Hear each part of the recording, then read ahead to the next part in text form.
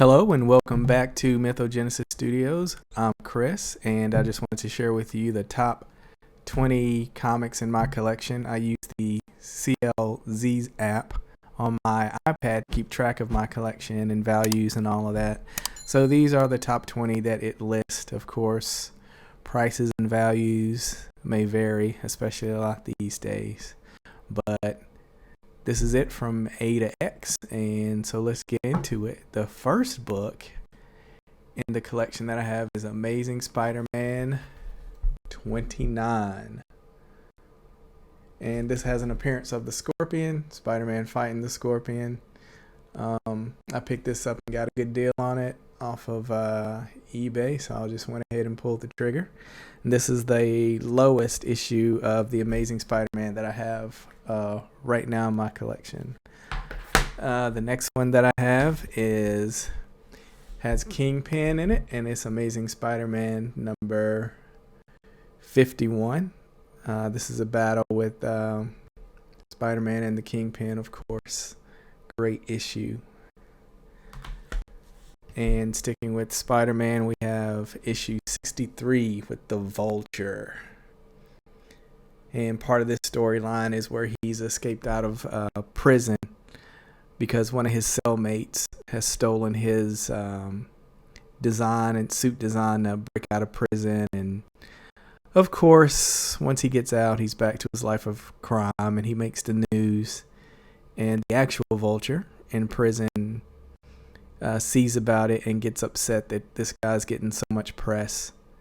And so he breaks out of prison with his suit to basically take down his old cellmate and to get Spider-Man, of course. So it's a great issue and storyline over a few issues. Has a lot going on. Next one is the famous Amazing Spider-Man 121, Death of Gwen Stacy. And I got this in good condition off of eBay as well. It's probably about a 7. So it looks really good. It's a great read. Glad I finally got to read it and to have that one.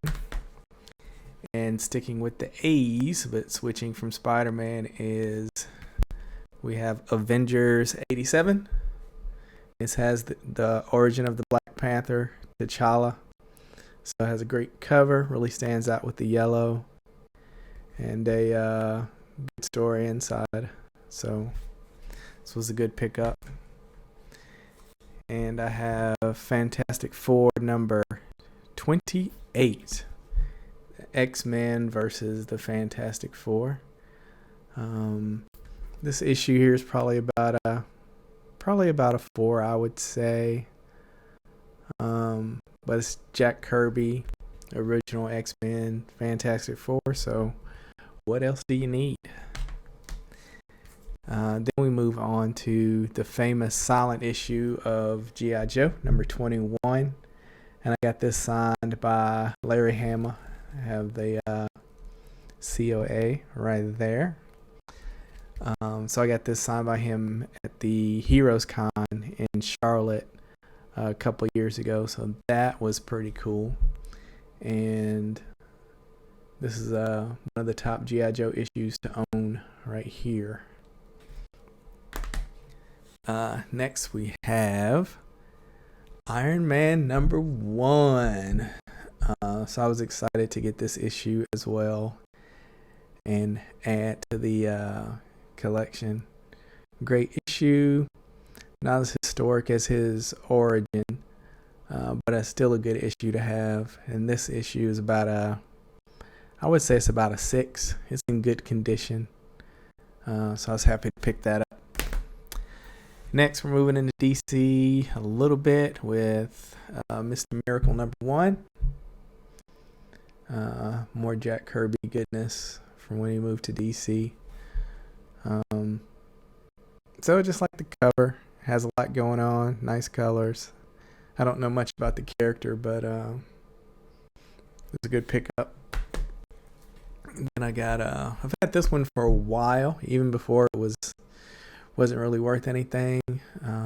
Picked this up probably 10 years ago for maybe $10. It was pretty cheap at the time, but it's New Gods #1. So when they were talking about the movie and it got up to like a couple $100, I was happy with that. I think it's going down a little bit lately, but a good issue to have. Back to Marvel we go with Secret Wars #8 and the famous Spider-Man black costume cover. So, and then on to some Dark Horse Star Wars. I have Heir to the Empire #1. I got this when it first came out way back in the day. I've always loved the cover.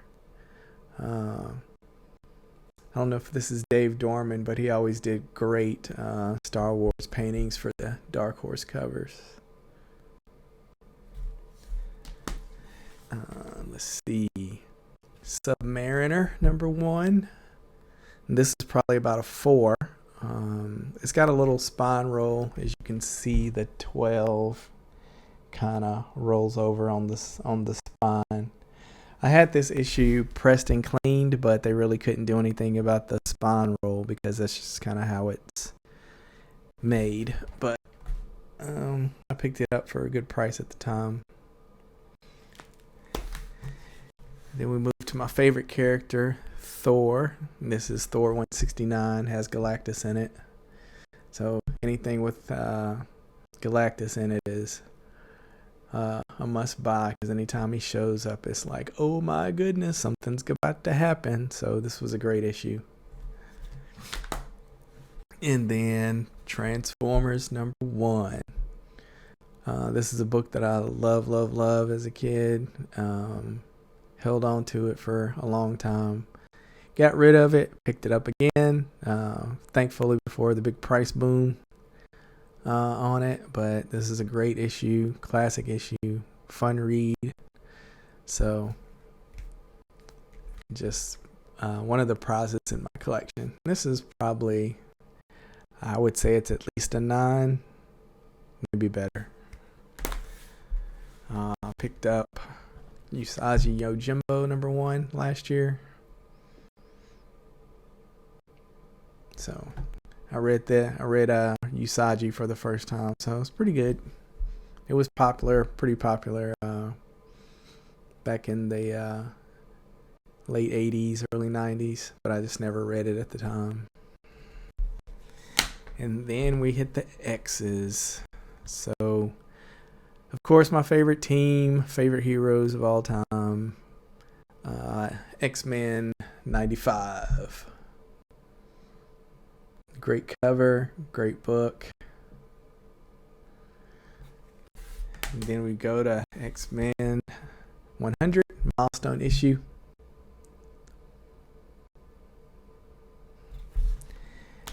And X-Men 266, first appearance of Gambit, depending on who you ask. Some say second appearance. So a little controversy around that over the years, but this is a book that I like to consider to be his first appearance. And lastly, I have Giant Size X-Men #1. With this one, this is actually a 0.3. The front cover is detached, the back cover is attached, and the book is all together. So this is one that I got a facsimile cover for, and just put it in here over the actual book. So, but I still have it. Maybe I can upgrade it one day in the future. But it was good to even have a low grade copy of it that I could put an actual facsimile cover on it. So I'm pretty happy with it. But yeah, those are the top 20 books in my collection. So that's it, and let me know what you think, and talk to you next video.